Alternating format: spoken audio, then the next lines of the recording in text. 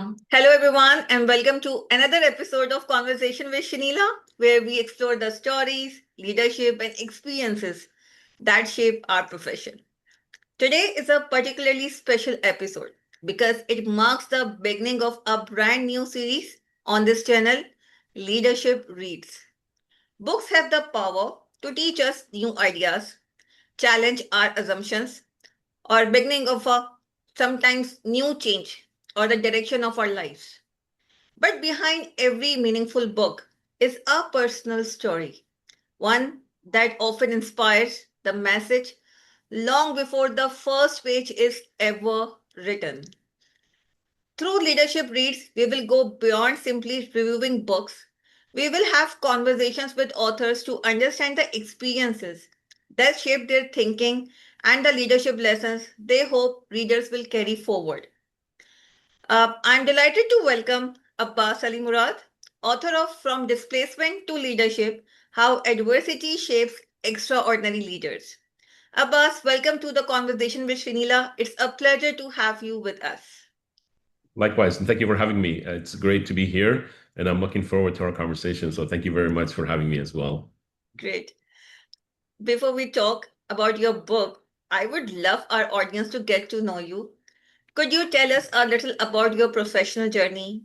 You have worked as executive leader, educator, coach, and author. So, looking back, what experiences have shaped who you are today? So I started in the project management world by accident, just like every other project managers back in the 90s, 2000. They tell you, how did you do? It was an accident. And it intrigued me because of the leadership side of it, right? And start looking at how leadership is, how you manage team, and it was a side that I didn't see before, right? So I used that. That was my stepping stone to the world. But as progressed, so as you indicated, I worked in the healthcare, I worked in the government sector, I worked in the private sector for a couple of years as well too. But as time progressed, start learning new concepts, start learning new things. What shaped me was being able to join project management groups, right? Like volunteer. And I think that shaped my whole dynamic on how I see project management and how I see leadership. I started attending monthly meetings, and they bring in a different speaker every month. And I started looking at them like, whoa, that's interesting, right? This is interesting, or that's interesting. And it started to kind of resonate with me. And as time progressed, I started looking back and I started realizing there's a correlation between my life and the leadership side of it, right? And that correlation kind of, I think as a human being, we don't realize that until years, or sometimes we're lucky, we realize the right way. But I think it takes a while. We realize there's a correlation to what we're doing and what leadership is, and how some of our decisions and some of our activities are actually related to leadership. So, uh, I've been now 20 years into the leadership side, the executive roles. Like I said, I've done private, public, and I wrote the book because I think it was important to bring the message out there. Great. So, leadership often begins, long before we hold a formal title, right? Yeah. So, when did leadership first become something that genuinely interested you? Again, it interested me at an older age, but as you indicated, we hold leadership before the title. And I think that's a key we all need to focus on. Some of the things we do in our lives, we don't realize we're doing, right? We think it's just the day-to-day things that we need to do in operation or whatnot. But in reality, that was shaping our leadership. So my story, I was born in Iraq. At the age of 3, we were forced to leave. And we had to go through minefields, right? The left, right minefield, come back, we shoot you. So we had to walk away. We came to Iran. We spent 8 years there during the Iran-Iraq War. And then we came to Canada.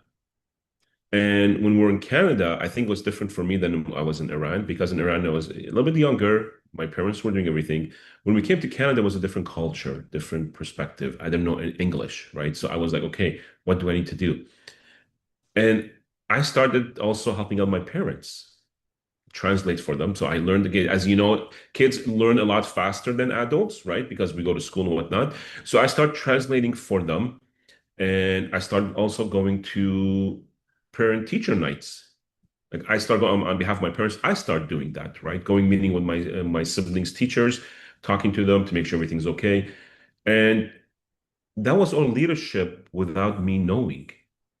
So that goes to the concept of you're a leader before the title. That some of the things we do in life, we don't realize it's actually shaping us. And it's actually a leadership role that we're taking before we get the title, right? The title is given to you at work. Perfect. However, is that title going to help you succeed? Probably, probably not. Are your team members going to follow you and listen? Probably, probably not. And the reason I use probably, probably not, because it's not the title that makes the person. It's the person's experience journey, right? And leadership quality that allows leaders to allow others to follow them. I was in one of the sessions with PMI, and they brought an individual who was speaking, and he said he knew one of the generals, or listened or heard one of the generals speak from the US during the Gulf War. And he said he was so great of a leader, his teams did not care what he did not, sorry, I shouldn't say did not care. His team would follow him to the end of the world because he was a great leader. They wanted to see what he's going to do next. And on the flip side, you have leaders who teams don't really follow them because they're not giving the leadership quality, right? So again, the title starts at an age as a human being we don't realize. It starts at a lot of a younger age without us getting, sorry, the roles comes before without us getting the title, I think. And I look at my parents. My parents, my dad didn't finish school. However, he had the leadership quality because we were displaced. He had to provide for his family. He made sure we move forward. So I'll give you an example. As a leader, we do things that are to help others. So when we're going through the minefield, we knew that every step could be our last step because again, you could step on the mine, right? However, we just went through it. And since he did that, we followed. So leadership is all about uncertainty, is about not knowing where you're going, but taking that step to go, and then you'll figure out along the way. Amazing. I think about my next question, you have spoken a little bit about it, but I would definitely rephrase it. So I want to know more. So, definitely, the crux of today's conversation, the book, and we all know, right? Every book has a story behind it, and I Yep. would love to explore yours. So, your book is titled From Displacement to Leadership, a title that immediately captures attention. So, can Yep. you take us back to where this story begins? You already touched a little bit, but I would like you to explore more with us that, where is this all started? So initially, I thought about doing that book a long time ago, right? However, it was more of an autobiography. But being in the part of the leadership role and learning about leadership and resilience and adapting, right? And I did a speak and I spoke about adaptive leadership just recently to PMI Lim and also a couple more different chapters. And I started realizing there's a story there, there's a book there, but I can actually now take that book and associate it with leadership.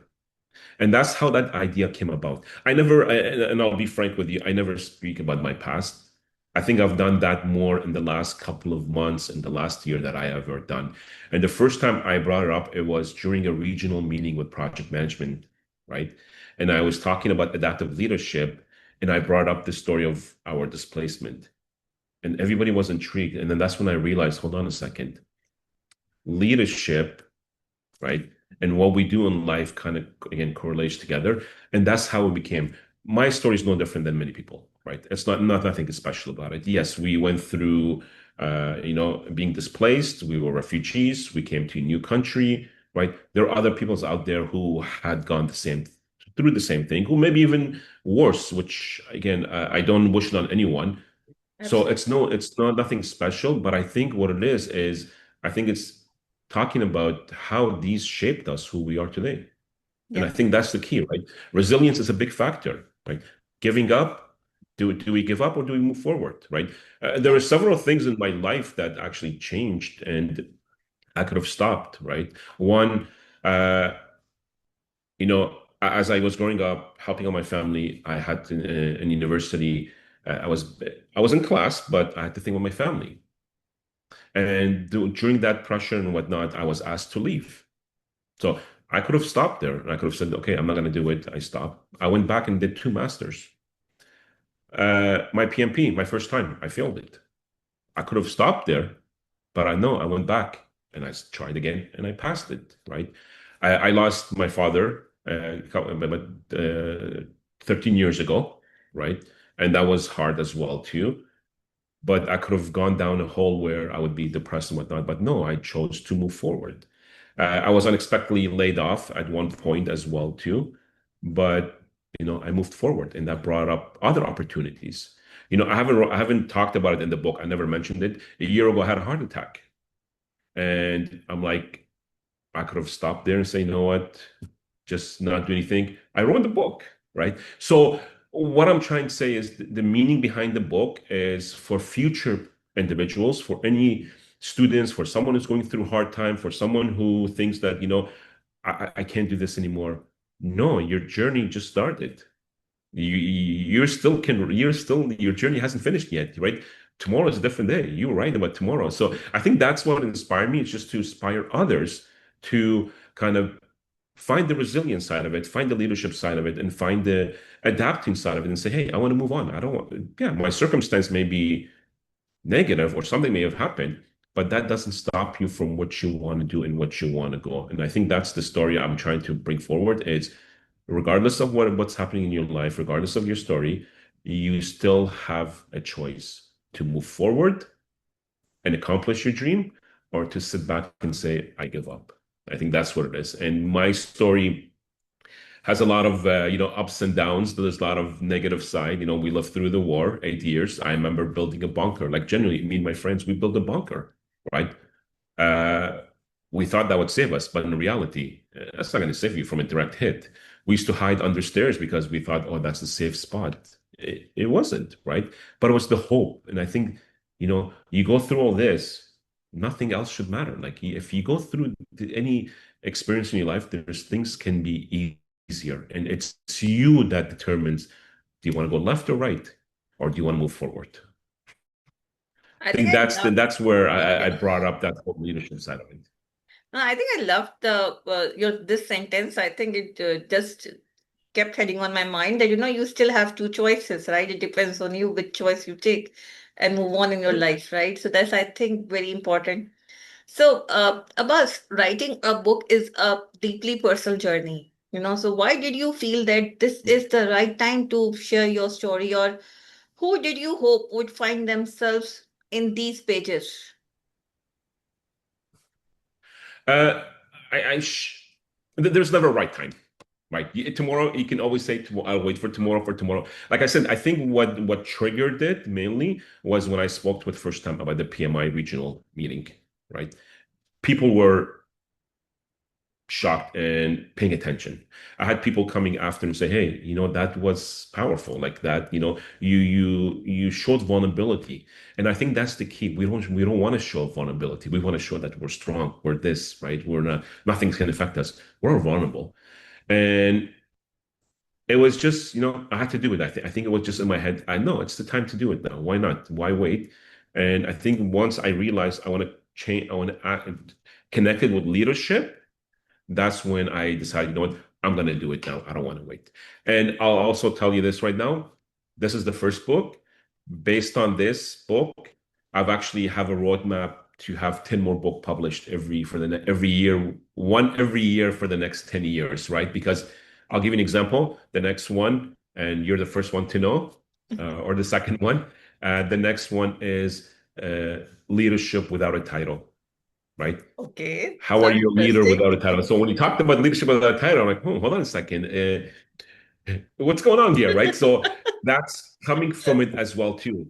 And then the next one would be about change, right? Resilience. So this book is the foundation, and I'm going to be building on that foundation for the next 10 years. So I kind of did a roadmap for the next 10 years, one each year with a different title as well. So if I would see the long-term future of this channel, so I'm going to welcome you 10 more times in the leadership reads, right? Every I year, would be once more at than least every happy. year. Definitely. I would be more than happy. Thank That you. would be great.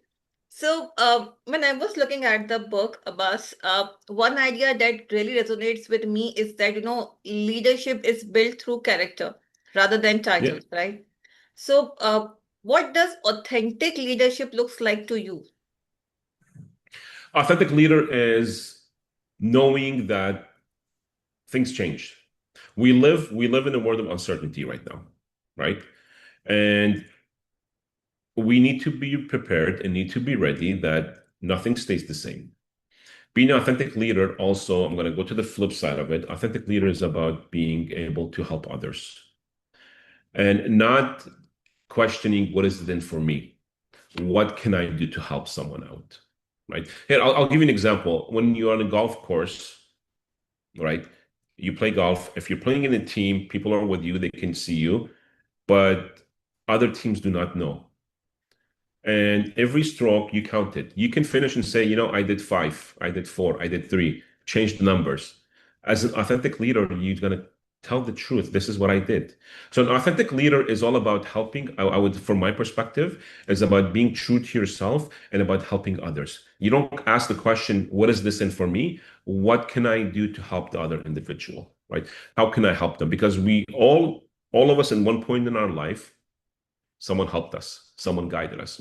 For me, my journey through healthcare, I had an individual who became a good friend. He was actually my boss, who became a good friend, who to this day we talk. He knows my family, they've come over, we go over. That's a true leader because he helped me out. He taught me a few things. So if I got that, why don't I do the same thing for other? So as an authentic leader, I think one of the key factor is you need to think about how can I help someone else to be more successful, to put them in a better position, right? The leadership is not about what you're doing. It's about what you're leaving behind. How well did you do it? What did you leave behind? And that what you left behind, is it better than what you came to? And that's an authentic leader.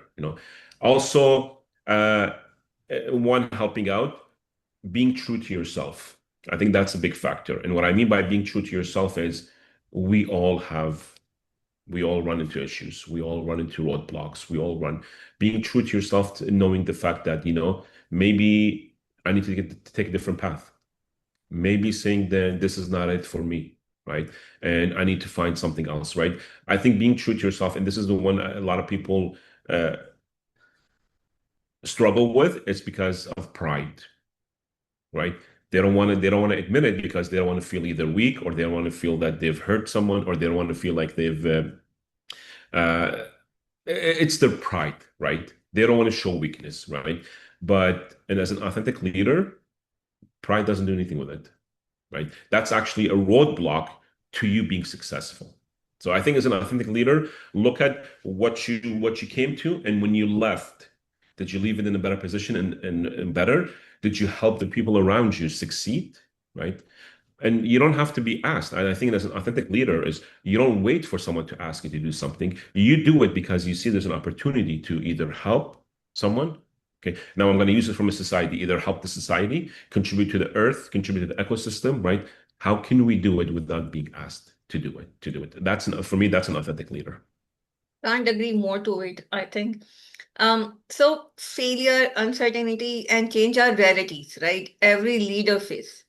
So looking back at your own journey, Abbas, what lessons which your experiences have taught you? Looking back, I would say one of the biggest thing coming to Canada. When we came to Canada, I did not know English. I did not know the culture, right? Like literally, I did not know not a single word of English. But when I look back, that taught me resilience because you could have stopped, right? You could have said, okay, this is too hard. I want to give up, right? That taught me resilience. But most importantly, I think what that taught me was adaptability. And especially in today's world, everything's uncertain. things are changing, right? Look around you, geopolitical issues, right? Within the same countries, within organizations shutting down, restructuring. Uh, there was a lot of uncertainty. And for me, I think one of the biggest thing was, what that taught me, coming to Canada and adapting is one, resilience, two, adaptability, being able to adapt to situation. And it's funny because you don't realize that. And I started, when writing the book, a lot of things start coming to my head. I'm like, is that why I enjoy chaos? When they put me in a project or somewhere when there's chaos, I actually enjoy it and I thrive more. I think because what it is, I'm programmed that I adapt to it and I start looking at ways to kind of get out of it, right? So adaptability, resilience, leadership side of it, I think that's a big factor. Like I said, helping out my parents, my siblings, those are what got me to where I am today. And I would say the biggest thing from a personal perspective is hope. Never lose hope because any circumstance we come across it's a test, it's a struggle. But to be a great leader, you have to go through these. You have to go through discomfort. You're not going to grow if there's no discomfort. I've seen all this people putting this picture.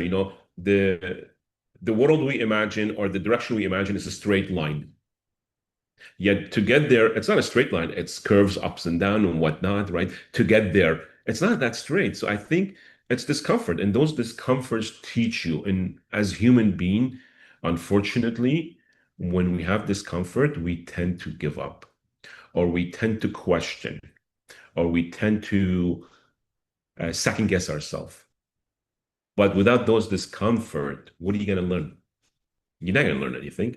I think those discomfort gets you out of your comfort zone to be able to learn to become a better leader or to get you to this journey. So for me, my journey, and that's why I did this book because my journey wasn't easy. However, that taught me a lot. Okay, I'll give you an example. When we first came to Canada, we were the only ones here. We had no family. Like it was me, my parents and my siblings. We had no family at all. And every year, of course, we have Eid and Christmas and whatnot, all that stuff. When they used to come, we used to be alone. And I used to look, I'm like, God, why? Why did you do this to us? Why did you have this happen to us? Why did we kick it out? We don't know about politics or anything. We never involved in politics. And now I look back, I'm like, thank you. Because I'm actually in a better place, right? I wouldn't want to be right now. Again, I don't want to get political. I don't want to be in right now in Middle East. It's a lot of chaos there. There's a lot of issues there. And maybe God knows, who knows? Maybe something have happened to me during the war. But we all face circumstances, we all face things in our lives, situations. And I think that one makes us better and unique, right? So my message would be don't look at them as a negative thing, look at them something positive. I'll get another example when I got laid off. And that was the first time in my life I got laid off. And that was the hardest thing. I look back now, I'm like, that was the best thing that happened to me because what it did is I started my own consulting company. I started doing public speaking more. I started getting involved more. And now 10 years later, almost, sorry, yeah, 10, 19, 8 years later, 7 years later, I'm an author. I wrote a book. I did consulting. I do public speaking. North America, internationally. So I'm like, yeah. So I think we need to realize that chaos or uncertainty, we have to adapt to it in order for us to become where we are. So for me, like again, this may be a long answer, but going from No where I worries. was to where I am today, that what shaped me. Without that, we don't. And look at today. Prime example. Look at the kids today. Mm, Their thinking is different than the way we grew up, yeah, right? Their style is way different, and because they haven't gone through some of the things we've gone through. Like I look at my kids, for example. I shelter them. I want to make sure they're protected. They never gone through what I went through, but they look at that life differently than we do, and we yeah. look at it as in how to survive, how to be adaptive, how to be whatnot. For them, it's like it's just another day. It's just what am I going to do today? And I think that's the key. I think I absolutely agree with you that the chaos, although we don't like chaos, right? But what I have observed that chaos always comes up with opportunities. It's upon you that you know how you grab that and how you identify it and how you survive in it, Yep. right?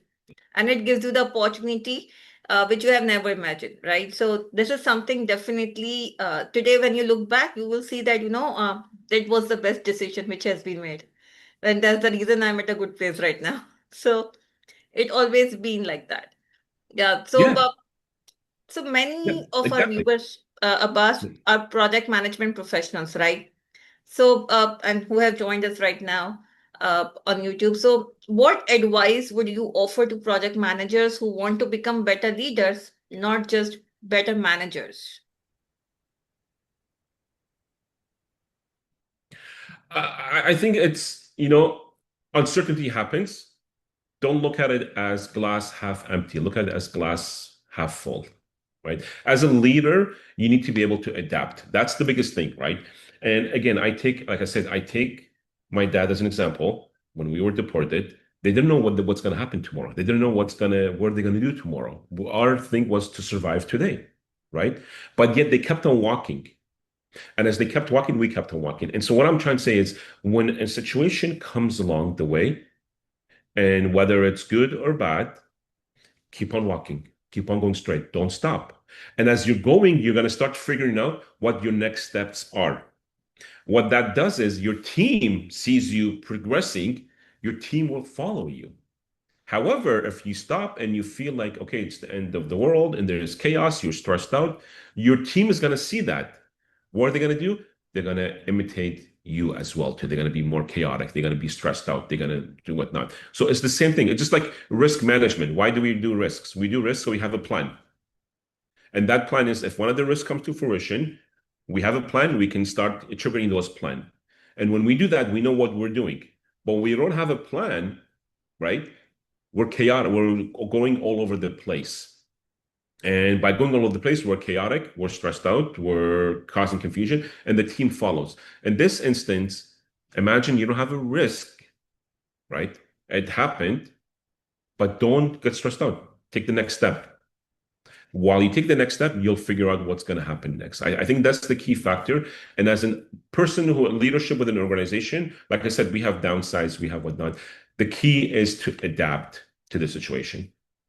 And also take your team and give them the authority, give them the power to help out and provide feedback and answer, right?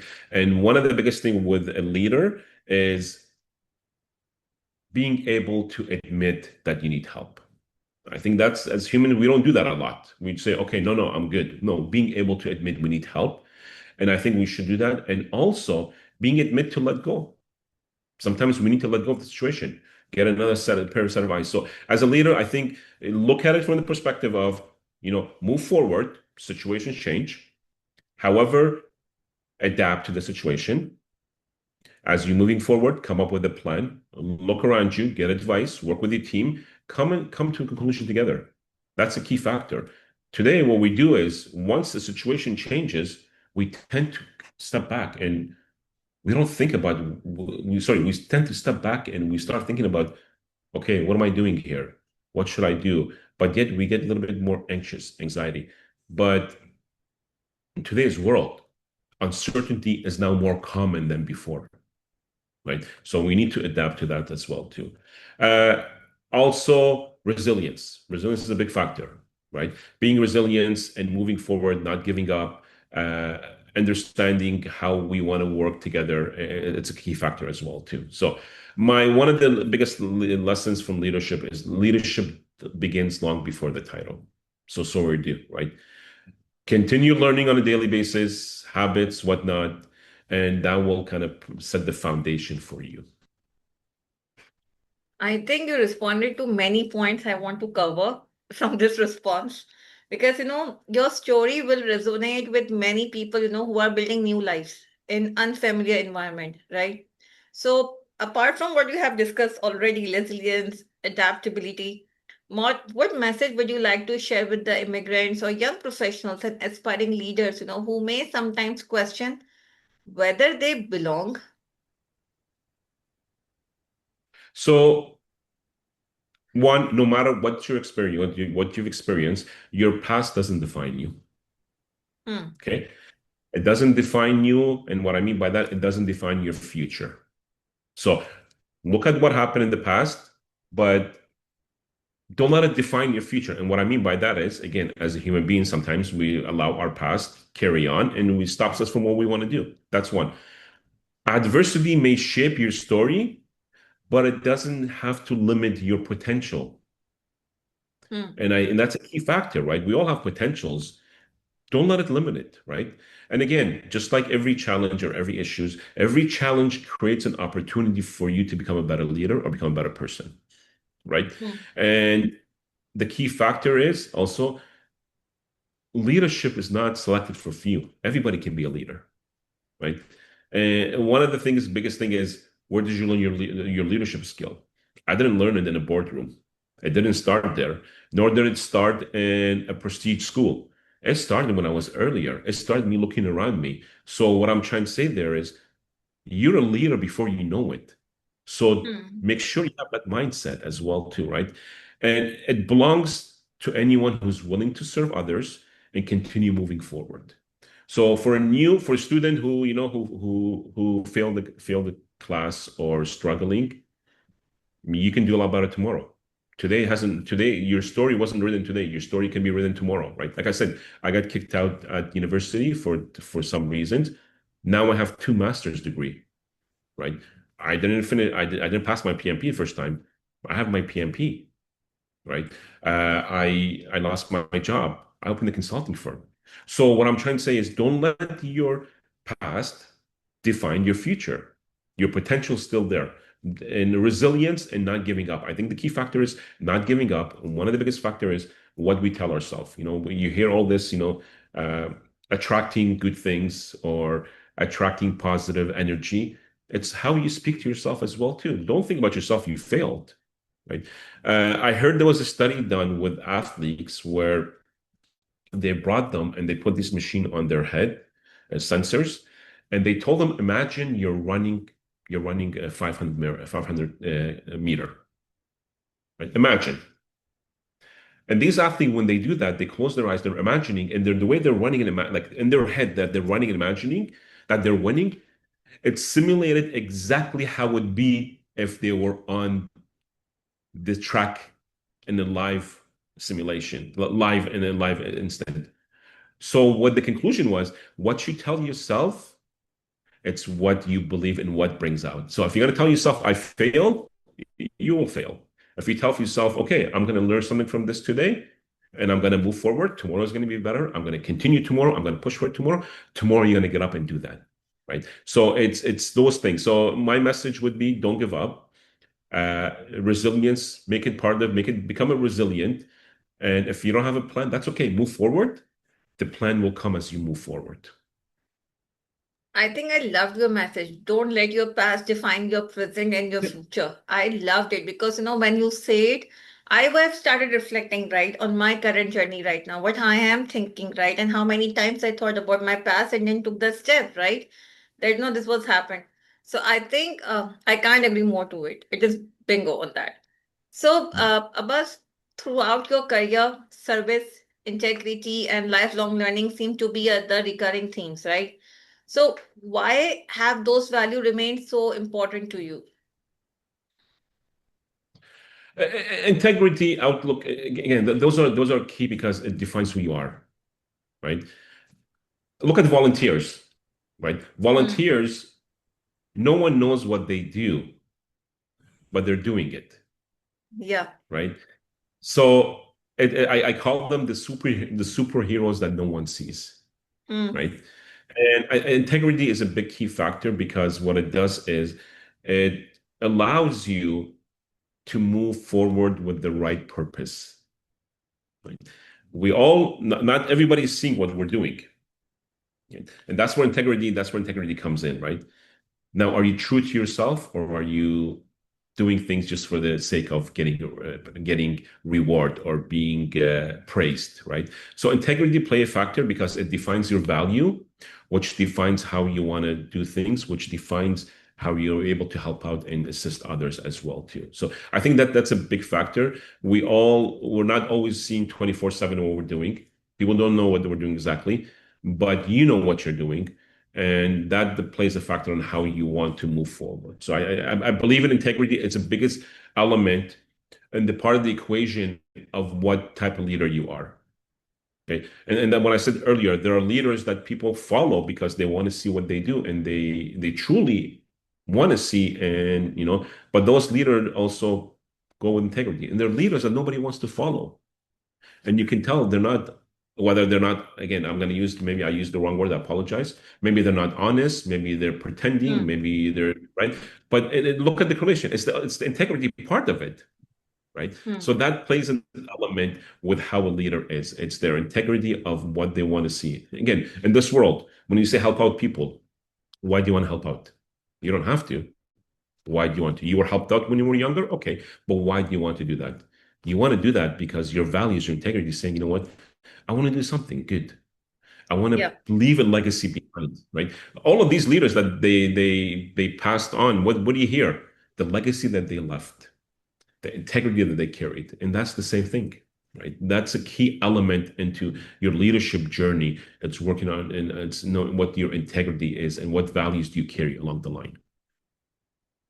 I think I absolutely agree. Being a volunteer made you learn a lot, right? And I think I remember when I became a volunteer, it was like I was 5 year old, right? So you can say, now it's a journey of more than 25 years of being a volunteer, from being a child to the scouts and now to the PMI, right? It's again, right, giving back to the society, right? It doesn't need any reason. It's like, just you want to give back for the good.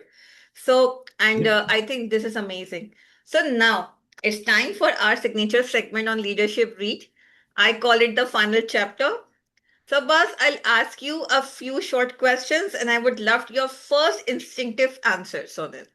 So, are you Sure. ready? Yeah. Okay. So, my first question, right?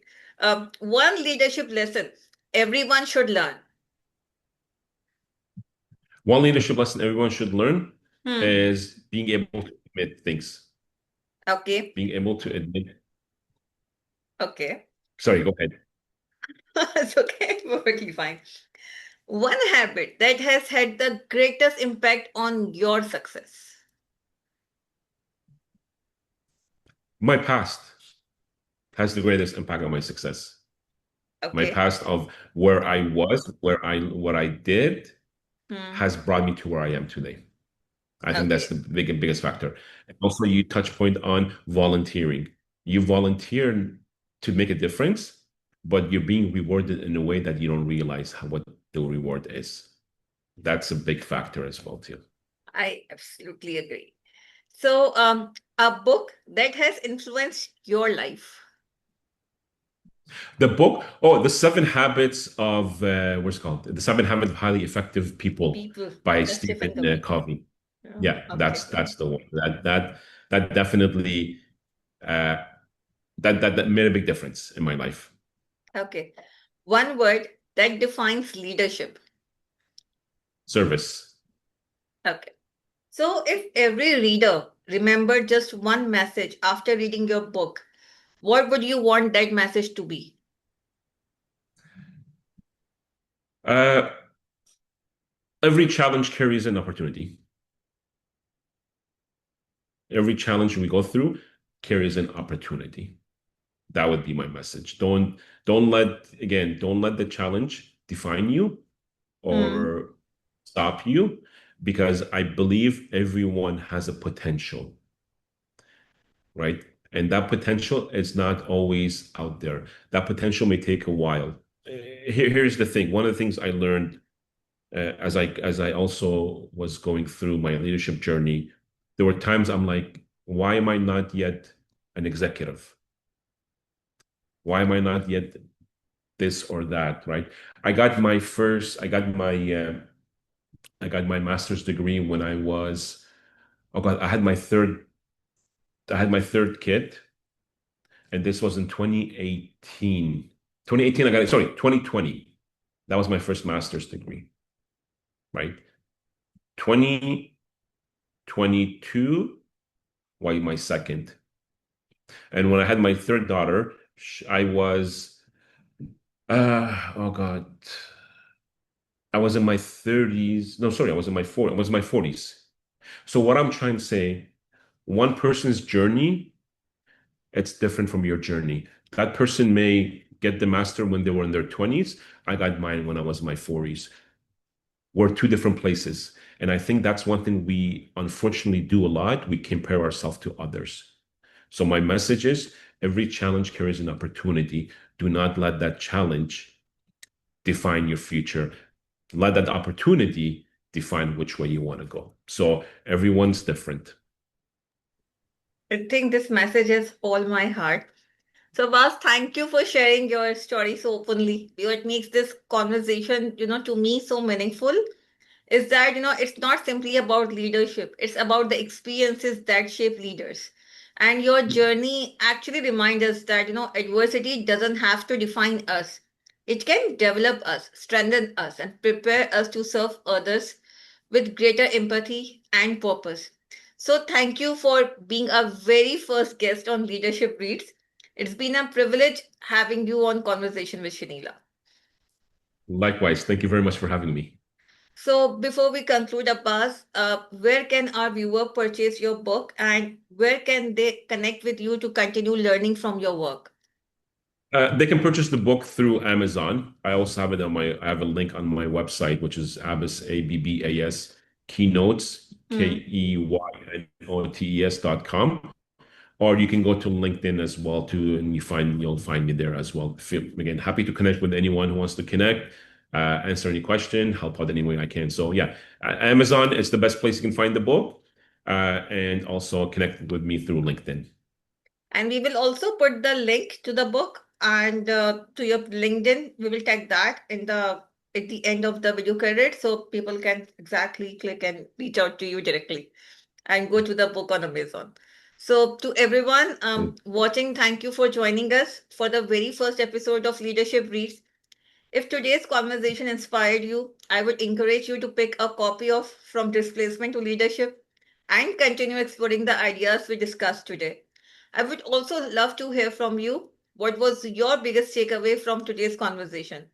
Share in the comment below, and we're definitely going to have a good conversation over there too. If you enjoy this episode, please like, subscribe, and share it with someone who believes that leadership is built through experiences, character, and continuous learning. Until next time, I'm Sheila Makhani. Thank you for joining Conversation with Shinila. Keep learning, keep leading, and keep the conversation going. Bye and take care. Thank you.